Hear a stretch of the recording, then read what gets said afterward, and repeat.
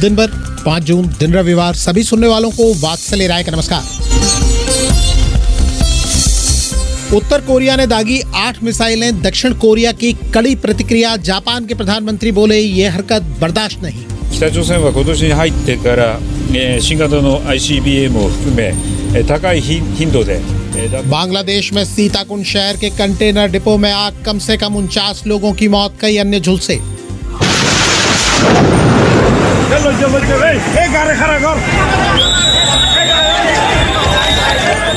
और रूस के राष्ट्रपति पुतिन की यूक्रेन और पश्चिमी देशों को नई चेतावनी। रूसी रक्षा मंत्रालय का दावा, मिसाइल हमले में तबाह किए टैंक।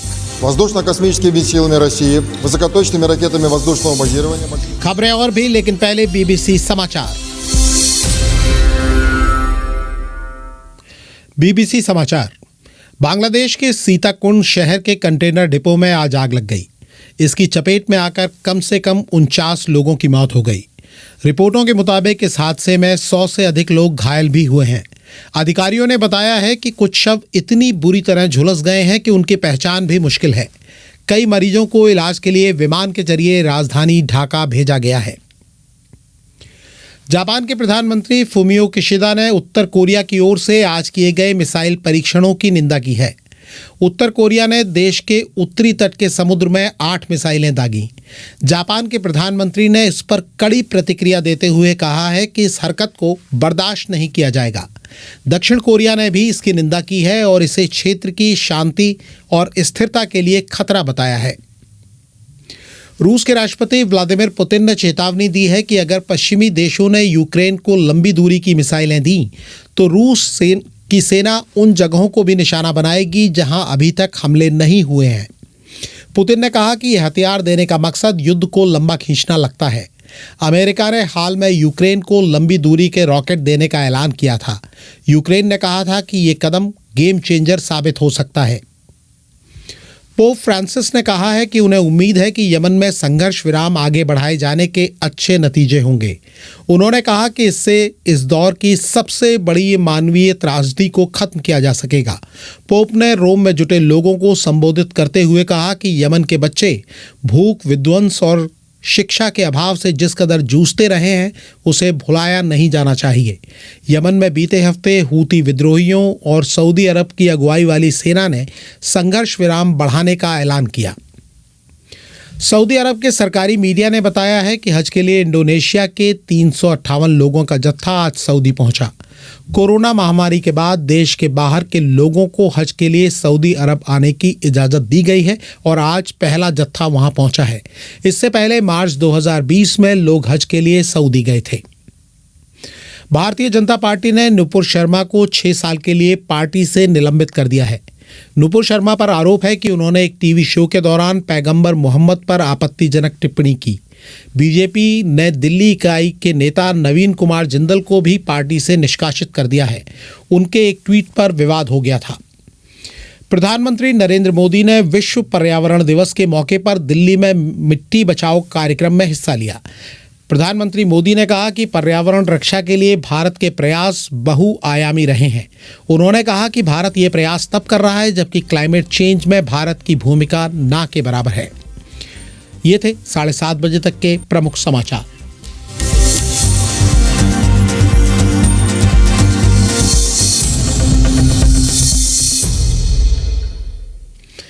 बीबीसी हिंदी के डिजिटल बुलेटिन दिन भर के साथ फेसबुक और यूट्यूब पर जुड़े सभी श्रोताओं का अभिवादन।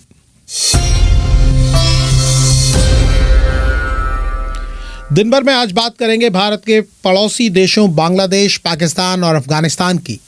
बांग्लादेश के सीताकुंड शहर के कंटेनर डिपो में जबरदस्त आग लग गई। इस हादसे की वजह से अब तक कम से कम 49 लोगों की मौत की पुष्टि हो चुकी है। उधर पाकिस्तान में सियासी खींचतान और सियासी उथल पुथल का दौर जारी है। अफगानिस्तान पर काबिज तालिबान ने भारत से क्या अनुरोध किया है ये भी बताएंगे। बात रूस के राष्ट्रपति व्लादिमीर पुतिन की नई चेतावनी की भी होगी और बताएंगे फ्रेंच ओपन का अपडेट। लेकिन शुरुआत एशिया के उस हिस्से की खबर से जहां आज सुबह से ही तनाव बढ़ गया है। हम बात कर रहे हैं कोरियाई प्रायद्वीप की, जहां ताज़ा तनाव की वजह है उत्तर कोरिया की ओर से आज किया गया मिसाइल परीक्षण। उत्तर कोरिया ने आज सुबह एक के बाद एक 8 मिसाइलें दागी। जापान और दक्षिण कोरिया ने इसे उकसावे की गंभीर कार्रवाई बताया है और उत्तर कोरिया को आगाह किया है कि वो ऐसी हरकतें तुरंत बंद कर दें। पूरी रिपोर्ट बीबीसी संवाददाता अपूर्व कृष्ण से। कोरियाई प्रायद्वीप में आज की सुबह तनाव की नई वजह के साथ शुरू हुई। मीडिया रिपोर्टों के मुताबिक उत्तर कोरिया ने देश के पूर्वी तट की ओर समुद्र में 8 मिसाइलें दागी। जापान की समाचार एजेंसी क्योडो ने सरकारी सूत्रों के हवाले से जानकारी दी कि उत्तर कोरिया ने एक साथ कई मिसाइलें दागी हैं। समाचार एजेंसी रॉयटर्स ने दक्षिण कोरिया के जॉइंट चीफ ऑफ स्टाफ के हवाले से जानकारी दी है कि ये मिसाइलें उत्तर कोरिया की राजधानी प्योंगयांग के सुनान इलाके से दागी गई हैं। एक दिन पहले ही दक्षिण कोरिया और अमेरिका का संयुक्त सैन्य अभ्यास खत्म हुआ है। इस अभ्यास में 4 साल से ज्यादा वक्त के बाद पहली बार अमेरिकी विमानों ने हिस्सा लिया था। जापान ने मिसाइल परीक्षण को लेकर तीखी प्रतिक्रिया दी है। जापान के प्रधानमंत्री फुमियो किशिदा ने कहा है कि इसे किसी भी कीमत पर बर्दाश्त नहीं किया जा सकता है। 北朝鮮は今年に入ってから新型の ICBM を含め जापान के प्रधानमंत्री किशिदा कह रहे थे कि उत्तर कोरिया इस साल की शुरुआत से ही बार बार बैलिस्टिक मिसाइलें दाग रहा है। इसमें नए तरीके की इंटरकॉन्टिनेंटल बैलिस्टिक मिसाइल यानी ICBM शामिल हैं। यह हरकत क्षेत्र की शांति और स्थिरता के लिए खतरा है। इसे बर्दाश्त नहीं किया जा सकता। यह मिसाइल लॉन्च अंतर्राष्ट्रीय कानूनों का भी उल्लंघन है और हम इसकी कड़ाई के साथ निंदा करते हैं। ध्यान रहे कि अमेरिका के उत्तर कोरिया मामलों के विशेष दूत संग किम ने हाल ही में दक्षिण कोरिया का दौरा किया। उन्होंने दक्षिण कोरिया और जापान के समकक्ष अधिकारियों से मुलाकात की थी। दक्षिण कोरिया के जॉइंट चीफ ऑफ स्टाफ के प्रवक्ता किम जुनरैक ने उत्तर कोरिया से कहा है कि वो परीक्षणों पर तुरंत रोक लगाए। 최근 북한의 연이은 탄도미사일 발사는 किम कह रहे थे कि उत्तर कोरिया की ओर से बैलिस्टिक मिसाइलों का लगातार परीक्षण करना उकसावे की गंभीर घटना है। इससे कोरियाई प्रायद्वीप और अंतर्राष्ट्रीय समुदाय की शांति और स्थिरता के लिए खतरा पैदा होता है। हम इसकी पुरजोर निंदा करते हैं और उनसे गुजारिश करते हैं कि ऐसा करना तुरंत बंद कर दें। उत्तर कोरिया ने हाल में इस तरह के हथियारों के परीक्षण की संख्या बढ़ा दी है। बीते महीने अमेरिकी राष्ट्रपति जो बाइडेन दक्षिण कोरिया के दौरे पर थे। वह जैसे ही वापस लौटे तभी उत्तर कोरिया ने इंटरकॉन्टिनेंटल बैलिस्टिक मिसाइल दागी। अंतर्राष्ट्रीय समुदाय ने इसकी कड़ी आलोचना की थी। अमेरिका ने संयुक्त राष्ट्र से उत्तर कोरिया पर और अधिक प्रतिबंध लगाने की मांग की, लेकिन चीन और रूस ने इस पर वीटो लगा दिया। साल 2006 के बाद से चीन और रूस ने पहली बार संयुक्त राष्ट्र सुरक्षा परिषद में उत्तर कोरिया पर प्रतिबंध लगाने के मामले में वीटो किया। उत्तर कोरिया ने साल 2006 में पहला परमाणु परीक्षण किया था। अभी भी ये आशंका जताई जा रही है कि उत्तर कोरिया साल 2017 के बाद पहली बार परमाणु परीक्षण कर सकता है। अमेरिका उत्तर कोरिया से स्पष्ट शब्दों में कह चुका है कि कूटनीति के लिए उसके दरवाजे खुले हैं और वो प्रतिबंधों में ढील देने के लिए चर्चा करने को भी तैयार है। मिसाइल परीक्षण से चिंता और तनाव रिपोर्ट सुना रहे थे अपूर्व कृष्ण। और अब बात पड़ोसी देश बांग्लादेश की। बांग्लादेश के सीताकुंड शहर के कंटेनर डिपो में आज जबरदस्त आग लग गई। रिपोर्टों के मुताबिक आग लगने के बाद वहां धमाका भी हुआ। इस हादसे में अब तक कम से कम 49 लोगों की मौत की पुष्टि हुई है। कई लोग, जिनकी संख्या 100 से ज्यादा बताई जा रही है, घायल भी हुए हैं। इस खबर पर ज्यादा जानकारी देने के लिए स्टूडियो में मौजूद है बीबीसी संवाददाता मानसी दास। जी मानसी, क्या ताज़ा खबर आ रही है बांग्लादेश से? जी, सबसे पहले तो मैं आपको ये बता दूं कि जो सीताकुंड शहर है ये देश के दक्षिण पूर्व में बसा है और बांग्लादेश के दूसरे सबसे बड़े शहर चटगांव से करीब 40 किलोमीटर की दूरी पर है। जी, यहाँ एक कंटेनर डिपो में आग लगी थी, जिसके बाद वहाँ विस्फोट हुआ था। मामला ये था कि कंटेनर स्टोरेज डिपो में पहले ही आग लगी थी, जिसे बुझाने का काम चल रहा था और उसी दौरान धमाका हो गया। यहाँ आग लगने के बाद हादसे में कम से कम 49 लोगों के मारे जाने की खबर है। करीब 100 लोग घायल हैं और बताया जा रहा है कि मरने वालों में 5 दमकल कर्मी भी शामिल हैं। यानी जो आग बुझाने आए थे। जी।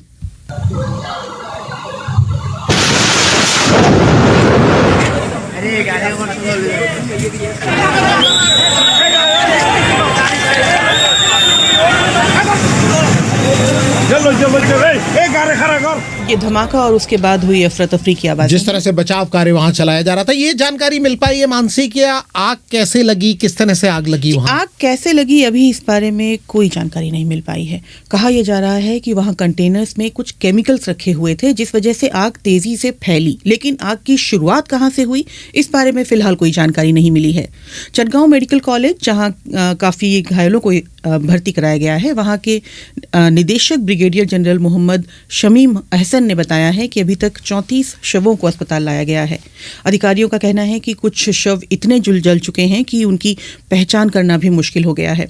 कुछ घायलों को हवाई मार्ग के जरिए ढाका भी ले जाया जा रहा है और यह आशंका जताई जा रही है कि मरने वालों की संख्या अभी और बढ़ सकती है। समाचार एजेंसी रॉयटर्स ने कहा है कि धमाका इतना तेज था कि आसपास के इलाके की कुछ इमारतों की खिड़कियां टूट गई हैं और कुछ लोगों का यह कहना है कि धमाके की आवाज़ घटनास्थल से करीब 4 किलोमीटर दूर तक भी सुनाई दी हैं। जो तस्वीरें घटना के बाद सोशल मीडिया पर सामने आई हैं उनमें बर्बाद हुए कंटेनर्स देखे जा सकते हैं और वेयरहाउस की छत पूरी तरह बर्बाद हो चुकी है, ये भी देखा जा सकता है। सेना को मदद के लिए बुलाया गया है और वहाँ अभी ये आशंका जताई जा रही है कि कुछ शव अभी भी दबे हो सकते हैं। और जैसा आप पूछ रहे थे कि क्या वजह रही आग की, जो मैंने बताया आपको, आग जलने की अभी तक क्या शुरुआत रही, वजह ये पता नहीं चल पाया है। लेकिन चूंकि कुछ कंटेनर्स में केमिकल था, इस वजह से ये आशंका जताई जा रही है कि केमिकल जो है वहां से रिस कर समंदर तक आ सकता है। ये इलाका समंदर के पास है, समंदर के बिल्कुल पास है और ये एक बड़ा हादसा है, कई सारे लोगों की मौत हुई है। बहुत शुक्रिया मानसी दास, आपने जो अपडेट दिया है। कई श्रोता भी बता रहे हैं कि आपने अच्छी तरीके से जानकारी उन तक पहुंचाई है। मदन लाल लंबोरिया, सिंह धारा, तौहीद अहमद, मोहम्मद इमरान कादरी और भी कई सारे लोग टिप्पणी कर रहे हैं, हमारे इस कार्यक्रम को सुन रहे हैं। बहुत शुक्रिया मानसी दास। अब आगे बढ़ते हैं, बात करते हैं रूस यूक्रेन युद्ध की। रूस के राष्ट्रपति व्लादिमीर पुतिन ने एक नई चेतावनी दी है। पुतिन ने कहा है कि अगर पश्चिमी देश यूक्रेन को लंबी दूरी की मिसाइलें देते हैं तो उनकी सेना उन इलाकों में कार्रवाई करेगी जो अब तक अछूते हैं। इस बीच रूस और यूक्रेन ने युद्ध को लेकर अलग अलग दावे भी किए हैं। पूरी रिपोर्ट सुनिए नवीन नेगी से। रूस के राष्ट्रपति व्लादिमीर पुतिन ने पश्चिमी देशों को आगाह किया है कि वो रूस को लंबी दूरी की मिसाइलें नहीं दें।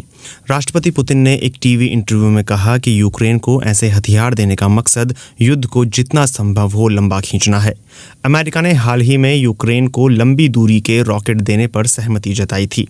यूक्रेन के अधिकारियों ने कहा था कि ये रॉकेट गेम चेंजर साबित हो सकते हैं। लेकिन रूस के राष्ट्रपति पुतिन ने कहा है कि इन रॉकेटों से जमीन पर कोई बदलाव नहीं आएगा। पुतिन का बयान ऐसे वक्त में आया है जबकि रूस की सेना ने यूक्रेन के पूर्वी हिस्से के अलावा राजधानी कीव समेत कई शहरों पर हमले किए हैं। अधिकारियों ने बताया है कि रूस ने यूक्रेन के 2 शहरों पर मिसाइलें दागी हैं। राजधानी कीव में मौजूद एक अधिकारी ने बताया कि रेलवे को निशाना बनाकर हमले किए गए हैं। हमले में घायल एक व्यक्ति को अस्पताल में दाखिल कराया गया है। रूस के रक्षा मंत्रालय के प्रवक्ता इगोर कुनाशेंकोव ने यूक्रेन को नुकसान होने का दावा किया है। Воздушно-космическими силами России, высокоточными रकेटами। इगोर कह रहे थे कि कीव के बाहर से रूस की सेना की ओर से दागी गई लंबी दूरी की मिसाइल ने पूर्वी यूरोप के देशों की ओर से दिए गए T-72 टैंक और दूसरे वाहनों को नष्ट कर दिया। उधर यूक्रेन के पूर्वी हिस्से में लगातार संघर्ष जारी है। स्थानीय गवर्नर शेरी हेदाई ने बताया है कि सेवेरोडोनेत्स्क में यूक्रेन की सेना ने कुछ हिस्सा वापस हासिल कर लिया है और करीब आधा शहर उनके कब्जे में है। оно не соответствует действительности। स्थानीय गवर्नर शेरी कह रहे थे कि हम निश्चित तौर पर मुश्किल हालात में घिरे हैं। मैं पहले भी इसके बारे में जानकारी दे रहा था। रूस का शहर के 70% हिस्से पर कब्जा था, लेकिन बीते 2 दिनों में हमने उन्हें पीछे धकेला है और अब शहर करीब आधे हिस्से में बंट गया है। हालांकि उनके दावे की स्वतंत्र रूप से पुष्टि नहीं हो सकी है। रिपोर्ट सुना रहे थे नवीन नेगी। इस खबर पर भी कई हमारे श्रोता टिप्पणी कर रहे हैं। सवाई खान समेजा, जयवीर सिंह परिवर्तनवादी और कई सारे श्रोता टिप्पणी कर रहे हैं। आपका पसंदीदा डिजिटल बुलेटिन दिन भर अब नए अंदाज में। अब सिर्फ जानिए ही नहीं, ठीक से समझिए भी। इसलिए अब दिन भर यानी पूरा दिन पूरी खबर। देश दुनिया की कोई अहम खबर छूटेगी नहीं और बड़ी खबर का हर पहलू पहुंचाएंगे आप तक। Your politics is और पॉलिटिक्स। एक्सपर्ट की नजर और ग्राउंड रिपोर्ट भी होंगी शामिल। जो ओपनिंग स्टॉक है चीनी का देश में होना चाहिए 60 लाख टन। जो खबर चर्चा में है उसके आगे पीछे और उसके भीतर की हर परत खुलेगी। होंगी खेल और मनोरंजन की खबरें और चर्चित हस्तियों से मुलाकात भी। हिंदी की ये पहली किताब है जो बुकर के लिस्ट में आ गई। समय वही शाम 7:30 बजे सोमवार से शुक्रवार BBC हिंदी के फेसबुक पेज, YouTube चैनल और पॉडकास्ट प्लेटफॉर्म्स पर। और आपका पसंदीदा कार्यक्रम विवेचना शनिवार को और दुनिया जहां अब सुनिए रविवार को। तो जुड़े रहिए और सुनिए दिन भर पूरा दिन पूरी खबर। और अब बात पड़ोसी देश अफगानिस्तान की, जहां तालिबान के रक्षा मंत्री मुल्ला याकूब ने कहा है कि उन्हें भारत के साथ रक्षा संबंध बहाल करने में कोई समस्या नहीं है। याकूब ने जोर देकर यह भी कहा है कि पहले दोनों सरकारों के बीच राजनयिक संबंध बहाल होने चाहिए। उन्होंने भारत के एक निजी टीवी को इंटरव्यू दिया और कहा कि अगर दोनों सरकारों के बीच संबंध सामान्य हो जाते हैं तो तालिबान अफगान सुरक्षा बलों को प्रशिक्षण के लिए भारत भेजने के लिए तैयार है। मिर्जा एबी बेग की रिपोर्ट सुनिए मोहम्मद शाहिद से।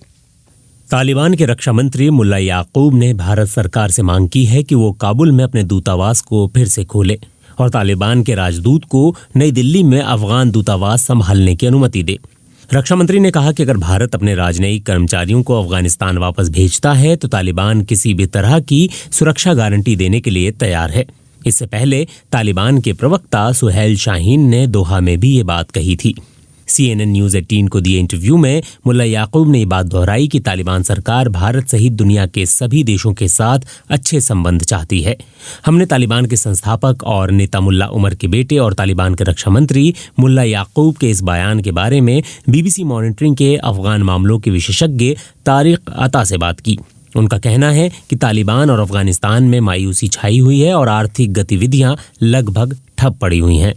उन्होंने कहा कि तालिबान चाहता है कि दुनिया उन्हें मान्यता दे, क्योंकि किसी भी देश ने अभी तक अफगानिस्तान में तालिबान सरकार को औपचारिक रूप से स्वीकार नहीं किया है। अभी तक इसे संयुक्त राष्ट्र की तरफ से भी मान्यता नहीं दी गई है। इसलिए वो पाकिस्तान सहित दुनिया के सभी मुस्लिम देशों से अपील कर रहे हैं।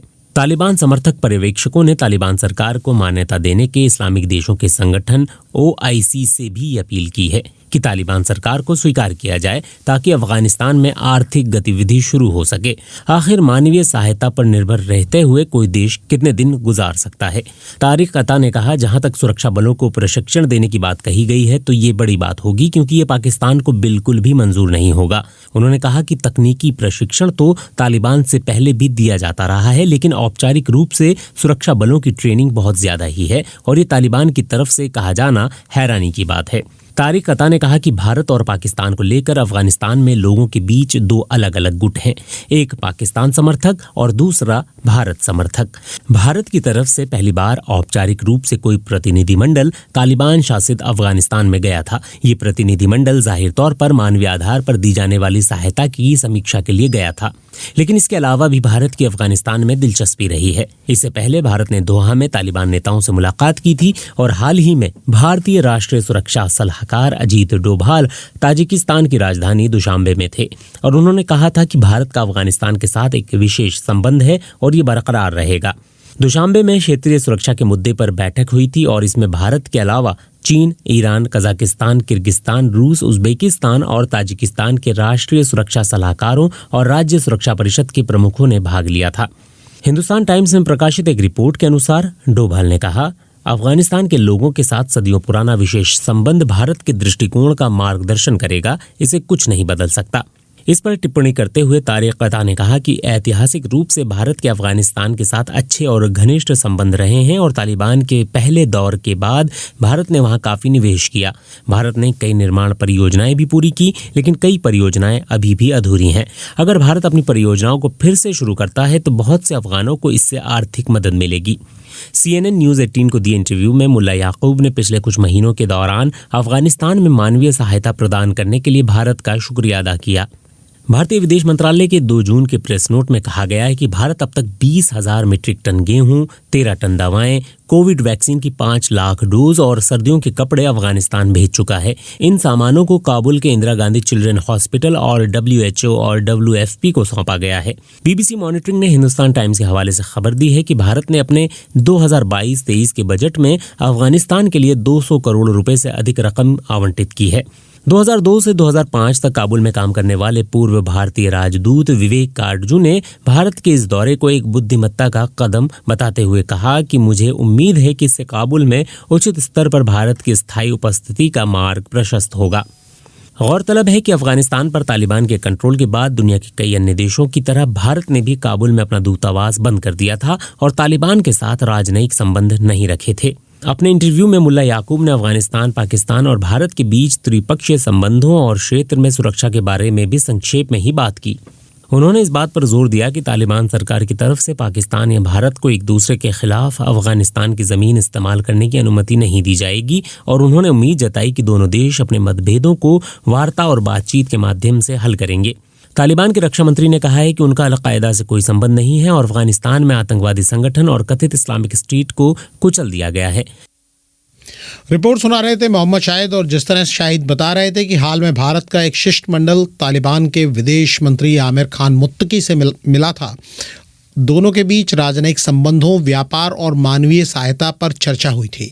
अफगानिस्तान में पिछले साल तालिबान की सरकार बनने के बाद से भारत के किसी सरकारी दल का ये पहला काबुल दौरा था। और अब बात करते हैं पाकिस्तान की, जहां सियासी उथल पुथल और सत्ता पक्ष और विपक्ष के बीच टकराव लगातार जारी है। उर्दू अखबारों में भी यही खबरें छाई हुई हैं और उनकी समीक्षा सुना रहे हैं BBC संवाददाता इकबाल अहमद। पाकिस्तान तहरीक इंसाफ के चेयरमैन और पूर्व प्रधानमंत्री इमरान खान ने शहबाज शरीफ सरकार पर आरोप लगाया है कि सरकार उन पर गद्दारी का मुकदमा बनाकर उन्हें रास्ते से हटाना चाहती है। अखबार एक्सप्रेस के अनुसार शनिवार को खैबर पख्तूनख्वा में एक जलसे को संबोधित करते हुए इमरान खान ने कहा जा रहा है कि इमरान खान पर गद्दारी का मुकदमा चलाया जाए। क्या जरदारी और नवाज शरीफ मेरे ऊपर गद्दारी का मुकदमा चलाएंगे? जब तक खून है वक्त के यजीदों का मुकाबला करता रहूंगा। लॉन्ग मार्च के बारे में इमरान खान ने कहा कि उन्हें सुप्रीम कोर्ट के मुकम्मल फैसले का इंतजार है। इमरान के अनुसार उनके वकीलों ने उनसे थोड़ा इंतजार करने को कहा है क्योंकि कुछ मामलों में अभी स्थिति स्पष्ट नहीं है। इस मौके पर उन्होंने भारत का भी नाम लिया। इमरान खान ने शरीफ खानदान और भारत के रिश्तों पर बात करते हुए कहा, हमारी सरकार गिराई गई तो भारत ने ऐसी खुशी मनाई जैसे शहबाज शरीफ नहीं, शहबाज सिंह पाकिस्तान का प्रधानमंत्री बन गया हो। मोदी ने कश्मीरियों पर जुल्म किया और नवाज शरीफ ने उन्हें अपने खानदान की शादी पर बुलाया। नवाज शरीफ के मुंह से कुलभूषण जाधव के खिलाफ कभी एक शब्द नहीं निकला। नवाज शरीफ भारत गए तो हुर्रियत के नेताओं से नहीं मिले क्योंकि नरेंद्र मोदी नाराज हो जाते। पाकिस्तान के विदेश मंत्री बिलावल भुट्टो ने कहा है कि उन्हें इस बात की आशंका है कि भारतीय जेल में कैद कश्मीरी नेता यासीन मलिक को जेल में ही मार दिया जाएगा। यासीन मलिक इस समय दिल्ली स्थित तिहाड़ जेल में बंद हैं और हाल ही में भारत की एक अदालत ने उन्हें टेरर फंडिंग के मामले में दोषी करार देते हुए उम्र कैद की सजा सुनाई है। अखबार नवाए वक्त के अनुसार पाकिस्तान के विदेश मंत्री बिलावल भुट्टो ने संयुक्त राष्ट्र महासचिव को एक खत लिखा है जिसमें उन्होंने यासीन मलिक को बेगुनाह करार दिया है। बिलावल भुट्टो ने अपने खत में लिखा है कि भारतीय अदालत ने मनगढ़ंत और झूठे आरोपों पर यासीन मलिक को सजा सुनाई है। उन्होंने आरोप लगाया कि यासीन मलिक बीमार हैं, बावजूद इसके जेल में उनके साथ बेरहमी से सुलूक किया गया। उन्होंने यासीन मलिक के खिलाफ मुकदमे को सियासी करार दिया है। बिलावल ने खत में लिखा है कि यासीन मलिक के साथ जेल में जिस तरह का व्यवहार किया गया उसने अंतर्राष्ट्रीय कानूनों की धज्जियां उड़ा दी हैं। बिलावल ने यासीन मलिक का बचाव करते हुए खत में लिखा, आज़ादी के संघर्ष को दहशतगर्दी करार देने की कोशिश हो रही है। भारतीय रवैये को मद्देनजर रखा जाए तो इस बात की आशंका है कि यासीन मलिक को जेल में ही मार दिया जाएगा। अखबार के अनुसार बिलावल भुट्टो ने अपने खत में संयुक्त राष्ट्र महासचिव से अपील की है कि वो कश्मीर समस्या के शांतिपूर्ण हल के लिए अपना किरदार अदा करें। भुट्टो ने अपने खत में अपील की है कि संयुक्त राष्ट्र भारत पर दबाव डाले कि वो बेबुनियाद आरोपों पर कैद तमाम दूसरे कश्मीरी नेताओं को रिहा कर दे। रिपोर्ट सुना रहे थे इकबाल अहमद। इस हफ्ते वरिष्ठ पत्रकार वस्तुल्लाह खान ने भी पाकिस्तान के सियासी हालात पर ही टिप्पणी की है। इस वक्त इस्लामाबाद में कौन किसके साथ है और कब तक है, कुछ टिपाई नहीं दे रहा। सरकार उच्चतम न्यायालय के आदेशों से चल रही है या प्रधानमंत्री भवन से। सैनिक नेतृत्व इनके साथ है कि उनके साथ के अपने ही साथ, बूझो तो जाने। पर लग यूं रहा है कि शहबाज सरकार, जिसे पिछले हफ्ते तक यही नहीं सुझाई दे रहा था कि अब गई तब गई, अब शायद उसे भरोसा दिला दिया गया है कि फिलहाल तो आप IMF और आर्थिक व्यवस्था के मामला सीधे करें, आगे देखेंगे कि आपके साथ कहां तक चलना है। ये भरोसा मिलते ही प्रधानमंत्री 3 दिन के लिए तुर्की चले गए और जाने से पहले तुर्की यात्रा की अहमियत के बारे में बड़े बड़े विज्ञापन भी टीवी चैनलों पर चलाए गए। तुर्की क्या देने गए थे, क्या लेके आए, ये वही जानते हैं। पर इतना जरूर है कि अब सरकार ने सीना ठोक के कहना शुरू कर दिया है कि अगले चुनाव तक वो कहीं नहीं जा रही। इसी कॉन्फिडेंस के सहारे पेट्रोल की कीमत में एकदम 60 रुपए प्रति लीटर और गैस की कीमत में 45% बढ़ोतरी का ऐलान हो गया है। बिजली की कीमत में भी इजाफे का झटका दे दिया गया है। लगता है कि IMF से अब $1 बिलियन मिल जाएंगे और उसे दिखा दिखा के सऊदी अरब, UAE और चाइना भी अपनी जेब कुछ ढीली कर देंगे। यूं अगले 4-5 महीने थोड़े सुख में गुजर जाएंगे। उसके बाद क्या होगा, ऊपर वाला जाने या फिर बहुत ही ऊपर वाला जाने। मजे की बात है कि इस वक्त जो गठबंधन 1.5 महीने से सरकार चला रहा है, जब अपोजिशन में था तो इमरान सरकार पे महंगाई बढ़ाने और IMF की कठपुतली बनने का आरोप लगा रहा था। अब यही गठबंधन सरकार में आने के बाद कह रहा है कि कीमतें बढ़ाने के जितने फैसले किए जा रहे हैं वो राष्ट्रीय हित में है, बस अच्छे दिन आने ही वाले हैं। और इमरान खान जब कुर्सी पर थे तब भी वो यही कहते थे कि कड़े निर्णयों से घबराना नहीं चाहिए, इसके बाद सब कुशल मंगल हो जाता है। जैसे ही कुर्सी से उतरे तो उन्हें नई सरकार की ओर से जनता पे महंगाई का एटम बम गिरता साफ साफ नजर आ गया और अब वो इस अत्याचार के खिलाफ एजिटेशन की अपील कर रहे हैं। पर लग ये रहा है कि इमरान खान के राजनीतिक टायरों से फिलहाल हवा निकली हुई है और अब वो इस पे आ गए हैं कि इस्लामाबाद पर लाखों पाकिस्तानियों के साथ दोबारा चढ़ाई तब करेंगे जब उच्चतम न्यायालय सरकार को आदेश देगा कि अगर कोई लॉन्ग मार्च हुआ तो उसके रास्ते में ना कोई रुकावट डाली जाएगी और ना ही पुलिस डंडे बरसाएगी। पिछले हफ्ते तक खान साहब सीधी सीधी धमकी देने की आदत में मुब्तला थे। अब वो हाथ फैला फैला के कोसने देने पे उतर आए हैं। अब वो ये भी बता रहे हैं कि ऊपर वालों ने उन्हें सरकार नहीं चलाने दी और 3.5 वर्ष उनके हाथ बंधे हुए थे। परंतु ये खिलवाड़ बंद ना हुआ तो सबसे ज्यादा नुकसान सेना का ही होगा। हमारा परमाणु बम भी हमसे छिन सकता है और हो सकता है देश के ही 3 टुकड़े हो जाएं। आसान भाषा में इसका अनुवाद ये है कि अगर तुमने मुझे दोबारा सत्ता ना सौंपी तो फिर ये हो सकता है मैं जिम्मेदार नहीं होगा। इसके जवाब में सरकार खान साहब पे गद्दारी का मुकदमा ठोकने की तैयारी कर रही है। लग ये रहा है कि अगर आर्थिक स्थिति काबू में आ गई तो खान साहब का राजनीतिक मंजन फीका पड़ सकता है। अर्थव्यवस्था और खराब हो गई तो फिर खान साहब की सियासी दिवाली है। पर सत्ता में ये रहें या खान साहब रहें, कोई तो नौकरी करनी ही पड़ेगी। और वो जो पंजाबी में कहते हैं, नौकर की ते नखरा की। ये थे वस्तुल्लाह खान। और अब बात खेल की दुनिया की। फ्रेंच ओपन का फाइनल मुकाबला खेला जा रहा है। ज़्यादा जानकारी देने के लिए हमारे साथ मौजूद हैं अभिजीत श्रीवास्तव। जी अभिजीत। देखिए वात्सल्य, मुकाबला चल रहा है स्पेन के नडाल का नॉर्वे के कैस्पर रूड के साथ और दोनों के बीच ये मुकाबला अब पहले सेट में ख़त्म हो चुका है। जो पहला सेट नडाल जीत चुके हैं। नडाल चूँकि फ्रेंच ओपन नडाल का पसंदीदा ग्रैंड स्लैम माना जाता है, वो 13 बार चैंपियन रह चुके हैं इस टूर्नामेंट के और क्वार्टर फाइनल में नोवाक जोकोविच को भी हराकर यहाँ पहुँचे हैं। तो उनके चैंपियन बनने के आसार ज़्यादा हैं। लेकिन वो इंजर्ड हैं, पैरों में चोट लगी हुई है उनके, इसलिए थोड़ी दिक्कत मानी जा रही है, लेकिन अभी तक वो चैंपियन की तरह खेल रहे हैं। जी बिल्कुल। और महिलाओं का वर्ग कल इसमें मुकाबला हुआ और इसका टूर्नामेंट इस बार इगा स्वेतेक ने जीत लिया है। उन्होंने कोका गॉफ को 6-1, 6-3 से हराया और ये उनका दूसरी बार उन्होंने फ्रेंच ओपन जीता है और 2020 में भी वो इसकी चैंपियन रह चुकी हैं। जी, महिलाओं की चैंपियन सामने आ चुकी हैं। पुरुषों में कौन जीतेगा थोड़ी देर में पता चल जाएगा। बहुत शुक्रिया अभिजीत श्रीवास्तव। ये कार्यक्रम आप bbchindi.com के पॉडकास्ट सेक्शन में जाकर कभी भी सुन सकते हैं। स्टूडियो का संचालन कर रहे थे तिलक राज भाटिया। वात्सल्य राय को दीजिए अनुमति। नमस्कार।